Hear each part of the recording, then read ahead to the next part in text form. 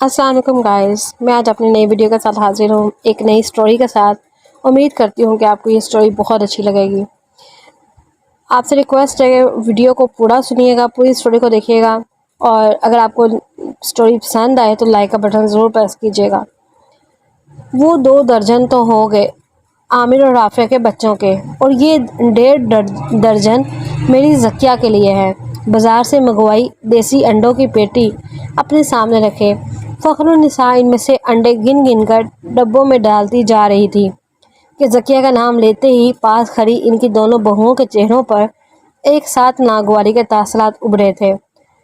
ले भला, अब अंडे भी कोई बांटने वाली चीज़ है? छोटी नुसरत ने तंजिया अंदाज में हंसते हुए कहा, जबकि बड़ी वाली अलग ही बैठी थी। गुस्से में बोलती चली गई, तो और क्या, ज़किया आपा को लेना खूब आता है। मियाँ की अच्छी खासी कमाई होने के बावजूद भी इनकी नज़रें मेके की चीज़ों पर हैं। माना के भाइयों का कारोबार खूब चलता है, रुपए पैसे की कमी नहीं है। इसका ये मतलब थोड़ी है कि वो हर चीज़ अपना हक समझ के वसूल करती जाएं। किचन में सब्जी काटने के साथ साथ ये देवरानी और जेठानी सरगोशी में अपने दिल का गुबार निकालने में थी कि सास को किचन की तरफ आते देखकर खामोश हो गई। हुमा बेटा, आज गोश्त ज़रा ज़्यादा पका लेना, शाम में ज़किया आ रही है हमारी तरफ। फ़ख्रुन्निसा ने आकर खुशी खुशी इन्हें भी इतला दी। महीना भर तो हो चला है उसे मेके का चक्कर लगाए। आज आना चाह रही थी तो मैंने कहा फिर रात का खाना तुम सब इधर ही खाना।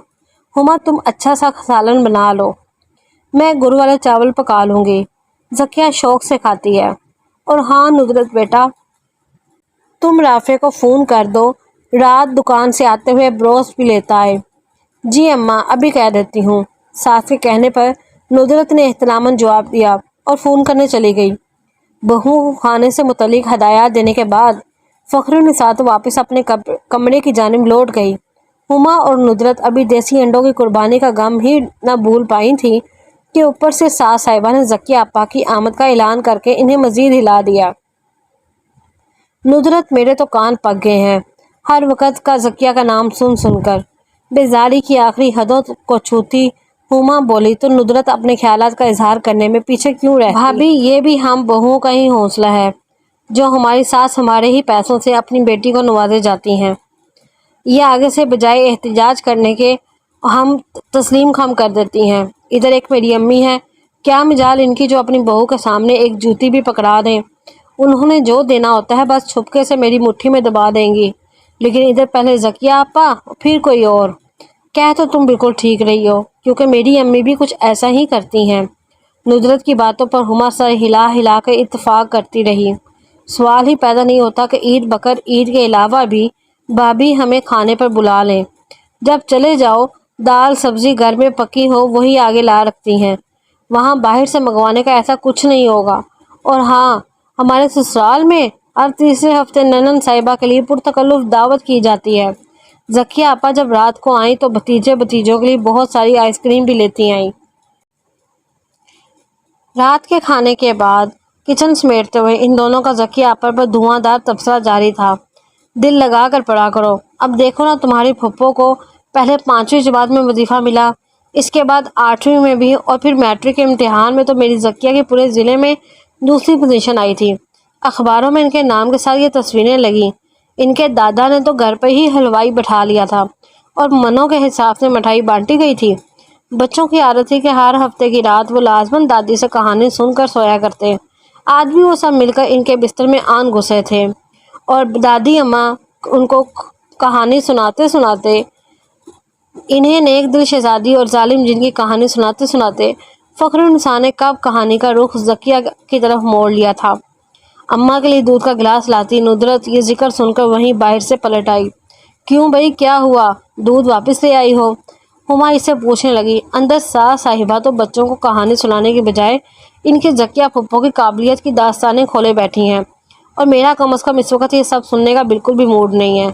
भाभी, मैं अपने कमरे में जा रही हूँ, आप किसी बच्चे को बोलो अम्मा को दूध भिजवा दें। गिलास मेज़ पर रख कर कमरे की जानिब जाती हुई नुसरत इस वक्त हुमा को बेहद झुंझुलाई हुई नजर आई। ये अम्मा भी बेटी की तारीफ बिगाड़ने का कोई मौका हाथ से जाने नहीं देती। जब देखो एक ही बात, ये सोचे बगैर कि अगला बंदा चिढ़ भी सकता है। नुदरत के दिल में हमदर्दी का जज्बात लिए हुमा मुंह ही मुंह में बुड़बड़ाने लगी। दादी, क्या हमारी फूफो पढ़ाई में बहुत लायक थी? अंदर नुदरत की ही बेटी फरियाल दादी से पूछ रही थी। तो हाँ ना, तुम्हारी फूफो पढ़ाई में बड़ी ही अच्छी थी। पूरे खानदान में सबसे ज़्यादा ज़हीन वही तो थी। फिर तो दादी, मैं भी ज़किया फूफो की तरह खूब तरह पढ़ के बोर्ड में पोजीशन लूँगी। नन्ही फरियाल के बहुत बड़े इरादे पर तो दादी को बेतहाशा प्यार आ गया और उसे चूम कर बोली, शाबाश मेरी बच्ची, अपने माँ बाप के लिए बाइस फ़ख्र बनो और कोई भी ऐसा काम जिससे अपनी इन्हें नदामत उठाना पड़े, इससे कोसों दूर रहो। फ़खरुन्निसा के एक भाई महकमा फिशेस में ऑफिसर थे। इस बार सर्दियों में उन्होंने बहन को ढेर सारी मछली भिजवाई। दोनों बहुओं के साथ मिलकर मछली साफ करने के दौरान हस्बे आदत इसमें से बेटी का हिस्सा निकालना ना भूली थी। ये 5 दाने ज़किया के हैं। लो भी लड़कियों, सारी मछली धो के छलनी में रखो, मैं इतनी देर में से मसाला लगाती हूँ। पहले ज़किया को भी पकड़ाऊँ। बाहर जाती हुई वो न जाने क्या सोच के रुकी और गोया हुई। अपने घर में बेशक अच्छे से अच्छा खाती पकाती है ज़किया, क्या करूँ, माँ हूँ ना, इसे दिए बिना रह नहीं पाती।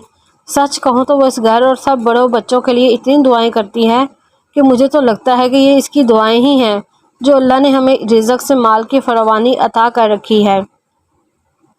दोनों बहुएं फरमाबरदारी से सास की बातें सुन रही थी। तुम्हारे सर कहा करते थे कि हमारी ज़किया बड़े बख्तों वाली है। जब से पैदा हुई है हमारे घर में खुशहाली है और जिस रोज़ से ब्याह कर ससुराल गई है इसका मियाँ लाखों में खेल रहा है। अल्लाह पाक ने बड़े रंग लगा रखे हैं मेरी ज़किया को। मछली का लिफाफा उठाए फिर अम्मा तो बाहर निकल गई।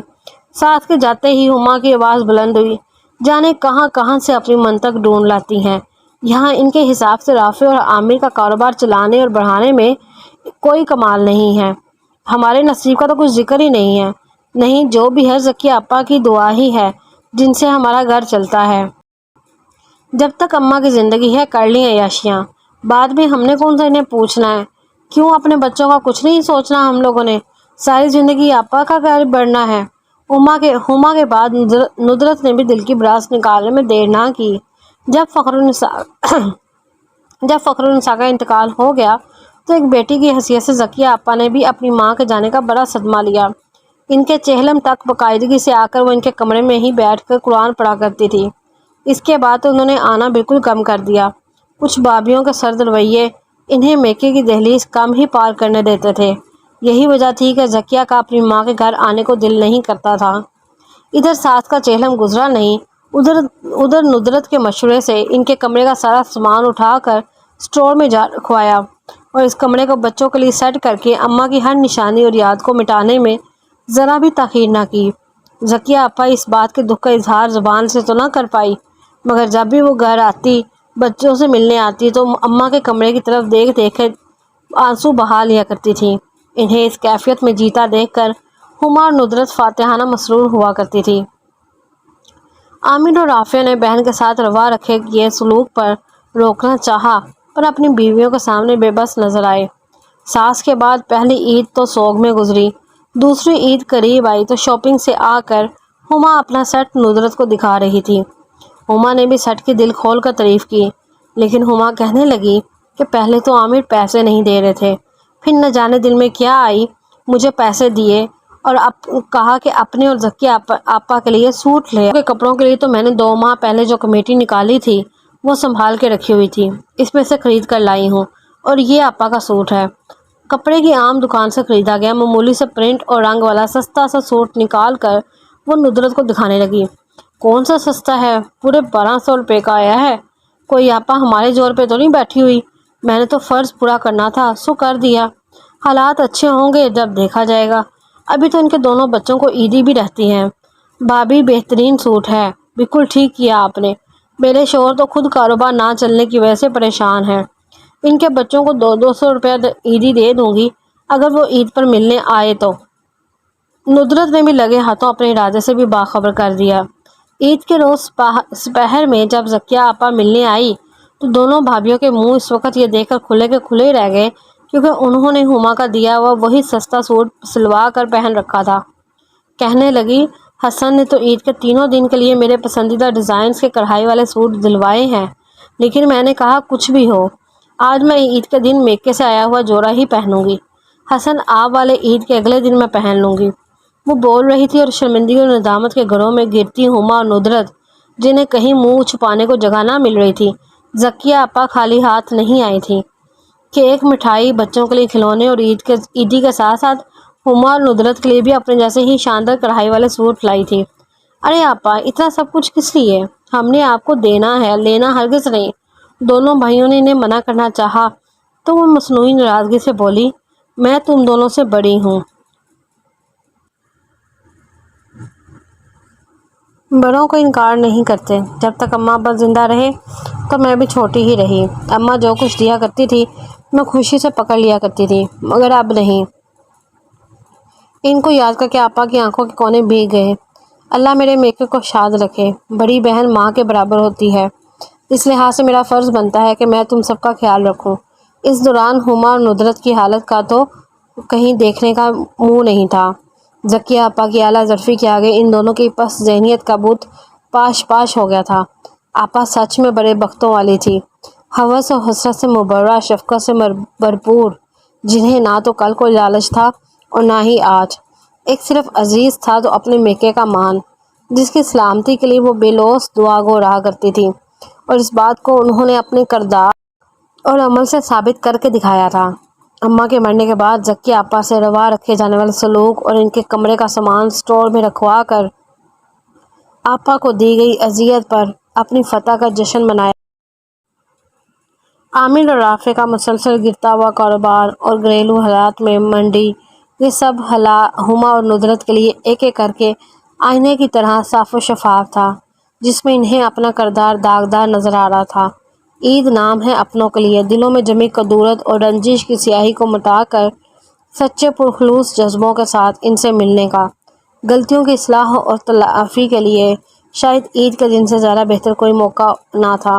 اس کا دل سے ہی کسی مگر احساس تو ہو گیا تھا، جب بھی آنکھوں سے آنسو اور دل میں احساس لیے ان دونوں نے ایک دوسرے کو دیکھا، پھر ایک ساتھ اٹھ کر ذکیہ آپا کے گلے جا لگی۔